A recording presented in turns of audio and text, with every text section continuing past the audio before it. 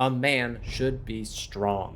This is widely accepted. Since the time when we hunted mammoths with sticks and stones, there has been no shortage of voices proclaiming this assertion. But why? To what end? And for that matter, what does it mean to be strong, especially in our modern world? To answer these questions, we will examine the character arc of an early 2000s animated dad. No, Iro, sorry, not you. You're going to have to ride the bench on this one. It's time for Robert Parr, also known as Mr. Incredible, to step into the spotlight and show us the true meaning of masculine strength.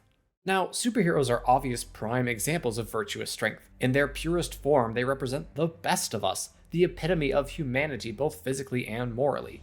When might and right combine, we observe the best that men can be. Mr. Incredible is such an archetype, a man of immeasurable power and endurance who lives to serve others, and one with the ability to live that life of service without restraint.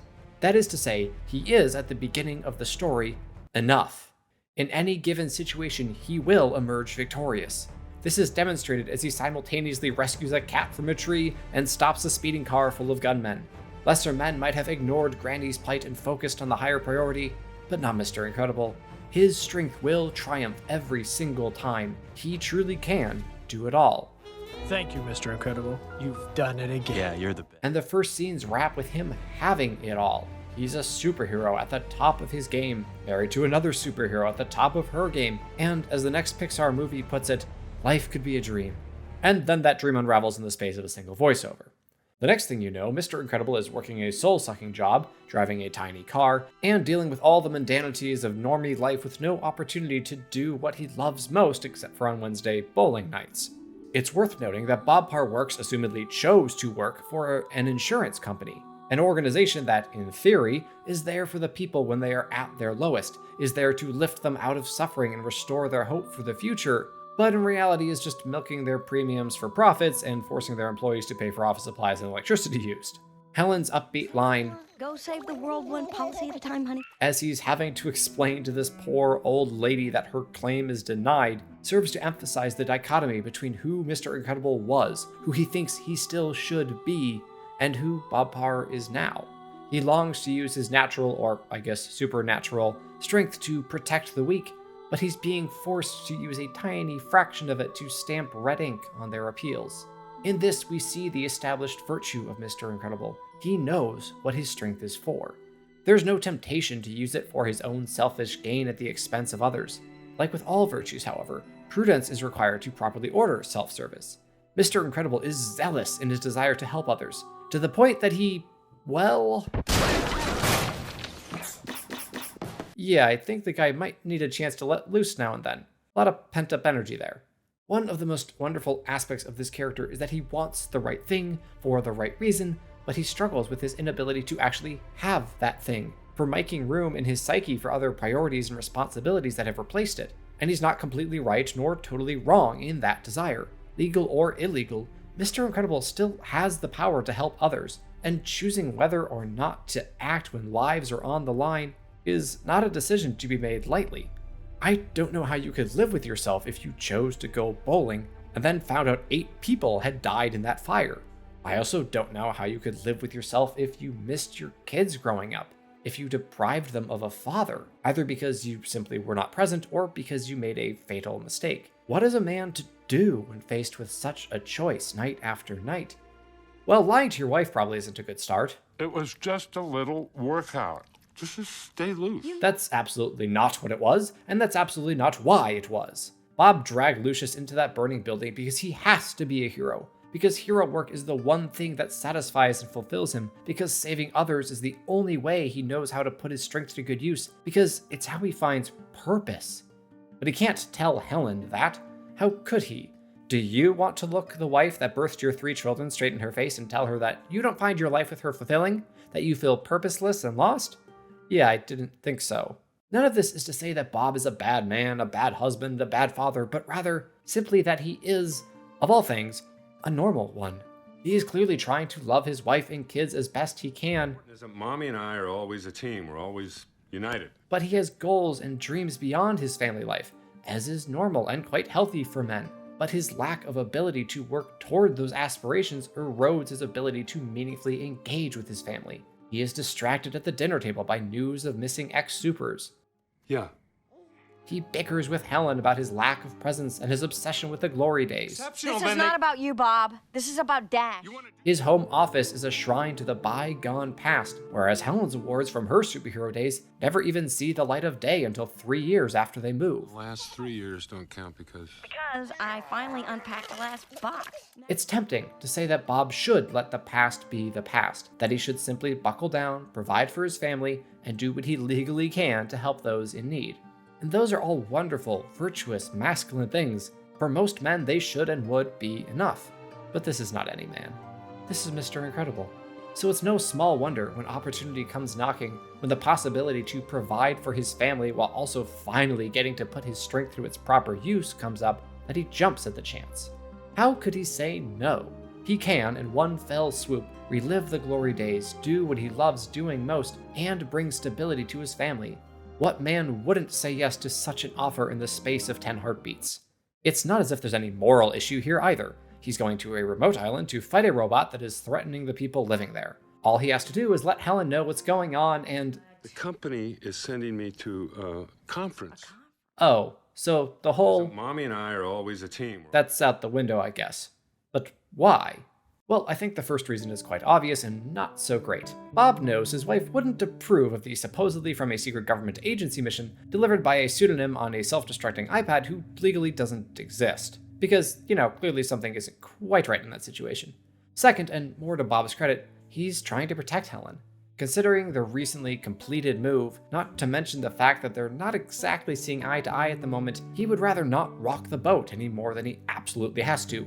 Is it the right decision? No, lying to your spouse tends not to be. But we know Bob does love Helen and wants her to be safe and happy. I can't do that to my family again. Everyone just got settled out. So his motives here, while certainly flawed, are not entirely selfish. If Helen went on believing that everything was hunky-dory at InsureCare and Bob was simply climbing the corporate ladder, it would be easier on her. The problem is, loving someone does not mean choosing what is easiest or safest for them, but rather what is best for them. But we'll come back to that point near the end of the story. For now, we finally get to talk directly about this video's main theme: strength. That is, getting absolutely jacked. This montage after Mr. Incredible's first mission is basically a commercial for the motto, hit the gym. You'll look better, you'll feel better, your relationship will improve, there's pretty much no downside. All of that is probably true for about any dude, but we owe it to ourselves to ask one simple question: why am I getting swole? You may have noticed that Bob didn't choose to get into shape until he had a practical reason to do so. Now, I'm going to take a wild guess and say that most of us nerds won't need elevated levels of physical fitness in order to provide for our families, and if you do, your job probably gets you there without requiring you to hit the gym. So is it pointless for us to bother pumping iron at all? No, of course not. Strength always has a purpose, even if not quite so obvious as it is here. For one thing, you never know. Bob's first encounter with the Omnidroid might have gone a lot better if his waistline didn't require extra suction to fit into the drop pod. It's far better to have it and not need it than it is to need it and not have it. Then you have the element of self-improvement, which is always worth pursuing. You don't have to want to look like the Terminator himself, but you should strive to look and feel better than you did yesterday. You'll have more energy, your mental health will improve, and... seriously, work out, gents. Do it for her. But, you actually need to do it for her. And this is the crux of the issue in The Incredibles. This is why it's a movie I return to time and time again, why it sits atop my personal Pixar pyramid of perfection. The movie is, at its heart, about a husband learning to truly love his wife and his family as they deserve to be loved. To love someone means to seek their good and to give of oneself unconditionally, but that doesn't preclude any and all focus on one's own well-being. At least on some basic level, we have to take care of ourselves before we can take care of others. You cannot give what you do not yourself have. If you have no food, how can you feed other people? If you are unhappy, how can you spread cheer? If you don't have a purpose, how can you help others find theirs? As it turns out, sometimes the best thing you can do to improve your relationships is take care of yourself, to the point that you are then able to care for those you love. That's what this whole montage is about. Bob is finally able to be Mr. Incredible again, or at least he's on the path back, and his renewed sense of purpose brings with it a revitalized fervor for family life. It is undeniably and obviously healthy for his marriage and his role as a father, but not complete.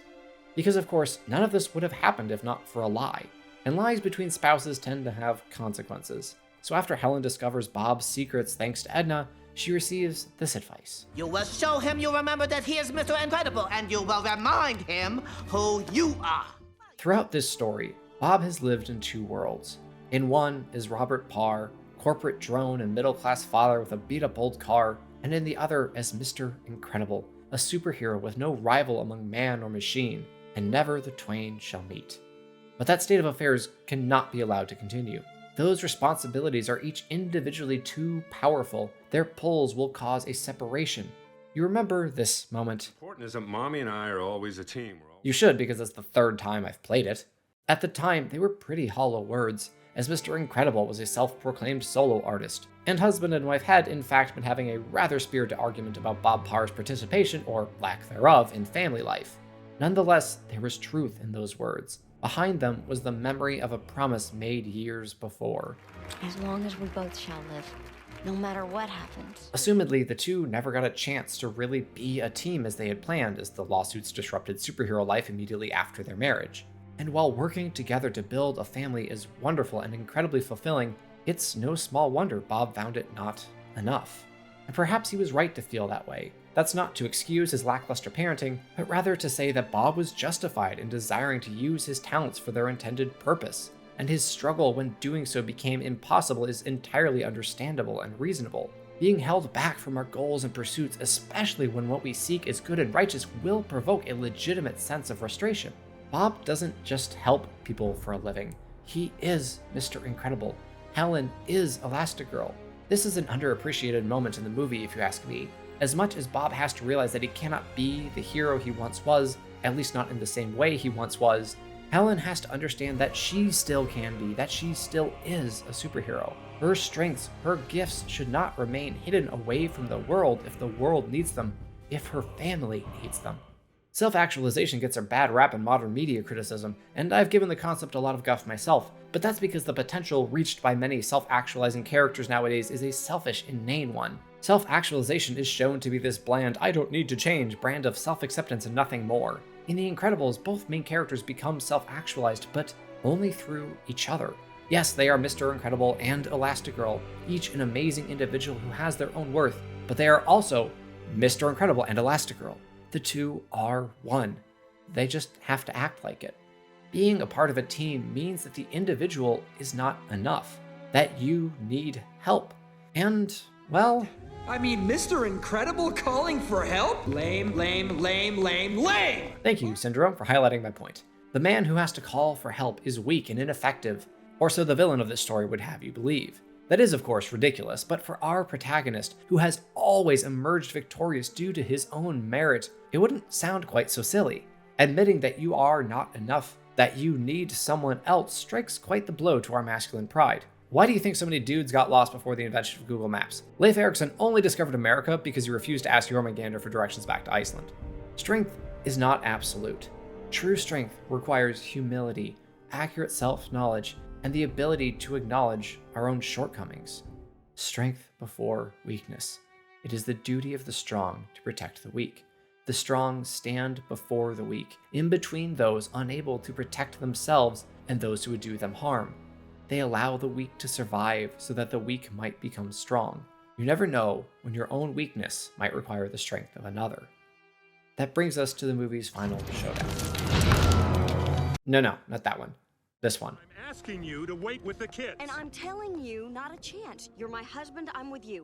The entire movie has been building to this conversation.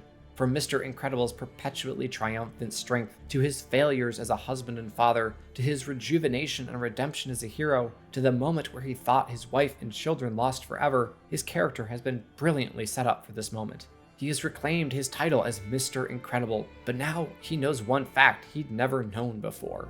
I'm not strong enough. Mr. Incredible can't do it on his own. He wanted to.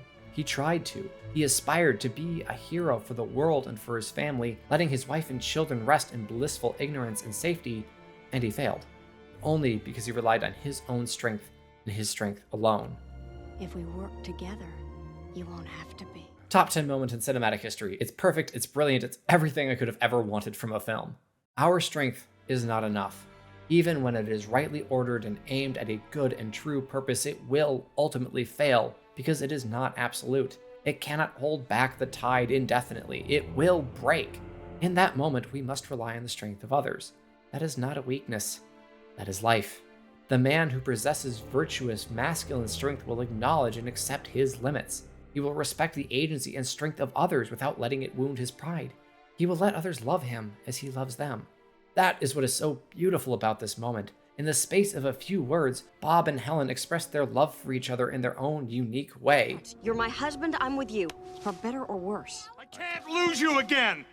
And Bob, in particular, has to let himself be loved by his wife. He comes to accept that the best way to protect her, to love her, is to let her fight by his side. Finally, husband and wife are a team. Here's the thing about strength. It takes on a multitude of forms, all of which need to be properly cultivated and ordered.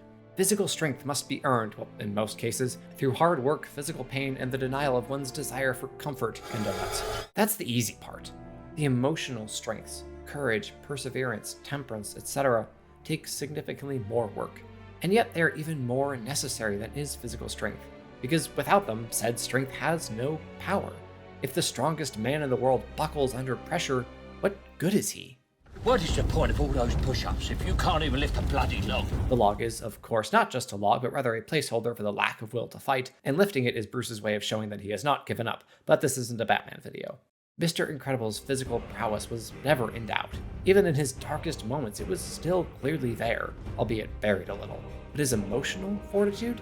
Well, the growth of that virtue served as the centerpiece of his character arc, as he changed from the man who was enough, who could do it all every time, to the man who was floundering, hopeless, and purposeless, to the man who was once again convinced that he could do it all, and then finally to the man who realized that he could not, but who was willing to accept that his not being strong enough was not a flaw, but rather the very thing that makes him Mr. Incredible. He cares.